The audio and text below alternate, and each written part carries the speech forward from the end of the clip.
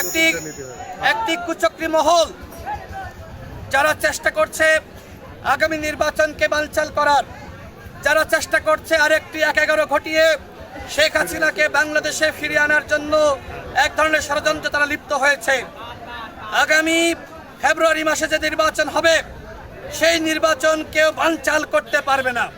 কেউ যদি মনে করে আগামী ফেব্রুয়ারি মাসের নির্বাচন আদালতের মাধ্যমে রায় এনে কিংবা একটি অরাজকতা সৃষ্টি করে বানচাল করে ফেলবে, ভাই আমরা বসে থাকবো না। যারা এই চেষ্টা করবে এদের পিঠের চামড়া থাকবে না। আগামী নির্বাচন হতে হবে ফেব্রুয়ারি মাসে হতে হবে, এবং ফেব্রুয়ারি কি অন্য মাসে হবে না, কিংবা মার্চে হবে, এপ্রিলে হবে, এই সুযোগ নাই। আগামী ফেব্রুয়ারি মাসেই নির্বাচন হবে এবং সেই নির্বাচন ইতিহাসের সেরা নির্বাচন হবে। সেই লক্ষ্যে আমরা প্রার্থীরা যারা রয়েছি মাঠে যাচ্ছি। তবে একটি প্রশ্ন আমিও রাখতে চাই সরকারের কাছে, যে আপনারা কিন্তু এখনই পর্যন্ত নির্বাচনের পরিবেশ তৈরি করার দিকে পূর্ণ মনোযোগ দিতে পারেননি, বরং আপনারা এক ধরনের আমাদের কাছে ছেড়ে দিয়েছেন যে রাজনৈতিক দলগুলো তারাই পরিবেশ তৈরি করুক।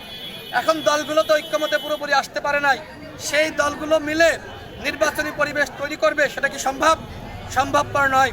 সরকারের দায়িত্ব, প্রশাসনের দায়িত্ব আগামী নির্বাচন যাতে কলুষিত না হয়, আগামী নির্বাচন যাতে বিতর্কিত না হয়, আগামী নির্বাচন যাতে ইতিহাসের সেরা নির্বাচন হয়, এবং সেই ইতিহাসের সেরা নির্বাচন করতে হলে সেরা পরিবেশ তৈরি করতে হবে অন্তর্বর্তীকালীন সরকারকে। আপনাদের সকলকে অসংখ্য ধন্যবাদ। প্রেস সচিব নিজেই বলেছে জাতীয় পার্টি ফ্যাসিবাদের দোসর, জাতীয় পার্টি যে অন্যায় করেছে সেই অন্যায়ের ক্ষমা হতে পারে না। দেখেন, আওয়ামী লীগ যে অপরাধ করেছে সেই অপরাধের সারথি ছিল জাতীয় পার্টি। সুতরাং আওয়ামী লীগের সাংগঠনিক কার্যক্রম যেহেতু নিষিদ্ধ হয়েছে, আমাদের দলের পক্ষ থেকে আমরা সবসময় জানিয়ে এসেছিলাম জাতীয় পার্টি সহ 14 দলের সাংগঠনিক কার্যক্রম নিষিদ্ধ করতে হবে।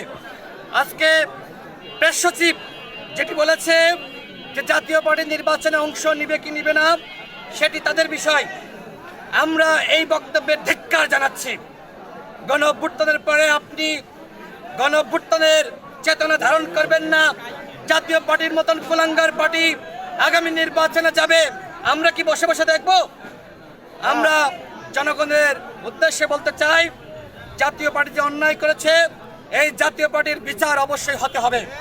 আমি আন্তর্জাতিক অপরাধ ট্রাইব্যুনালের যিনি চিফ প্রসিকিউটর রয়েছেন তার উদ্দেশ্যে বলতে চাই, আপনারা আওয়ামী লীগের বিচার শুরু করেছেন, কেন জাতীয় পার্টি এবং 14 দলের বিচার শুরু করেন নাই? সেই প্রশ্ন আমি সরকারের কাছে রাখছি, সেই প্রশ্ন আমি আন্তর্জাতিক অপরাধ ট্রাইব্যুনালের কাছে রাখছি। আন্তর্জাতিক অপরাধ ট্রাইব্যুনালে দল হিসেবে আওয়ামী লীগ, জাতীয় পার্টি এবং 14 দলের বিচার হতে হবে, এবং আওয়ামী লীগের মধ্যে যারা অন্যায় করেছে, অপরাধ করেছে তাদের বিচার হতে হবে। ব্যক্তির বিচার, দলের বিচার দুটি হতে হবে। কিন্তু যারা জুলুম করে নাই, অন্যায় করে নাই, অপরাধ করে নাই, আমরা তাদের সাথে জুলুম করব না।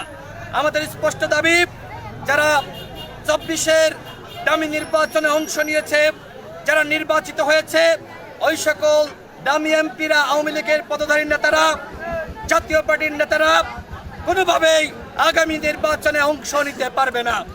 গণ অভ্যুত্থানের পরে অবাধ, সুষ্ঠু, নিরপেক্ষ নির্বাচন যেমনিভাবে হতে হবে তেমনিভাবে ফ্যাসিবাদ মুক্ত নির্বাচন হতে হবে। যে প্রশ্ন করলেন যে গণ অধিকার পরিষদ আগামী নির্বাচনে এককভাবে অংশ নিবে নাকি কোনো জোটের সাথে অংশ নিবে, দেখেন বাংলাদেশে আমরা অতীতে দেখেছি যে রাজনৈতিক দলগুলো সাধারণত জোট করে নির্বাচনে অংশ নেয়। গণ অধিকার পরিষদ এখনো পর্যন্ত 200 আসনে প্রার্থী ঘোষণা করেছে। আমি আমাদের দলের মনোনীত ঝিনাইদহ 2 আসনের প্রার্থী হিসেবে গণসংযোগ করছি, পথসভা করছি, মানুষের কাছে যাচ্ছি। আমাদের আরও অন্যান্য প্রার্থীরা একই কাজ করছে। আমরা 300 আসনে প্রার্থী দিতে চাই, আরও 100 আসনে খুব শীঘ্রই প্রার্থী দেওয়া হবে। আমরা তফসিলের পরে আমরা যদি জোট করি সেটি আপনাদেরকে আমরা জানিয়ে দিব।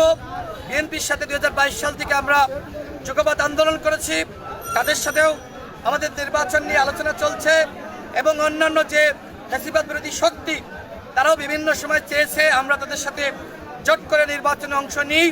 আমরা এখনো পর্যন্ত এই আলোচনার পর্যায়ে রয়েছি, চূড়ান্ত কোনো সিদ্ধান্ত এখনো পর্যন্ত জোট করার বিষয়ে আমরা গ্রহণ করি নাই।